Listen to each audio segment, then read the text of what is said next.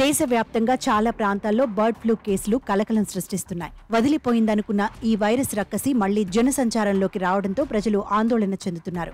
తాజాగా జార్ఖండ్లో సైతం బర్డ్ ఫ్లూ కేసులు విజృంభించాయి. రాష్ట్ర రాజధాని రాంచీలోని అత్యధికంగా కేసులు నమోదు కావడంతో ప్రభుత్వం హై అలర్ట్ ప్రకటించింది. హోత్వార్ ప్రాంతంలోని రీజనల్ పౌల్ట్రీ ఫామ్లో 2196 పక్షులతో పాటు 1745 కోళ్లు మృత్యువాత పడ్డాయి.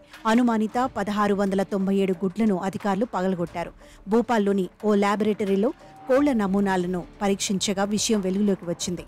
ఏవియన్ ఇన్ఫ్లుయెంజా H5N1 నమూనాలో వైరస్ నిర్ధారణ అయింది. మరోవైపు కేరళలో కూడా బర్డ్ ఫ్లూ విజృంభిస్తుండటంతో దాని సరిహద్దు రాష్ట్రాలు ఇప్పటికే అలర్ట్ అయ్యాయి.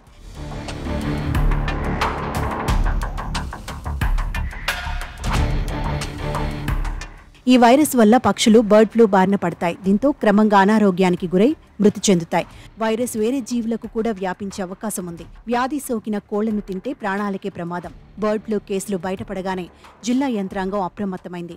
ఇన్ఫెక్షన్ నిర్ధారణ అయిన ప్రాంతం నుంచి కిలోమీటర్ పరిధిలో కోళ్లు, వాటికి సంబంధించిన ఉత్పత్తులు, గుడ్ల కొనుగోలు, అమ్మకం, రవాణాపై తక్షణమే నిషేధం విధించారు. తదుపరి ఆదేశాలిచ్చే వరకు ప్రభావిత ప్రాంతాల్లో నిషేధం అమల్లో ఉంటుందని రాంచీ పోలీసు అధికారులు తెలిపారు. ప్రతి బృందంలో వెటర్నరీ అధికారులు, సిబ్బందిని నియమించారు.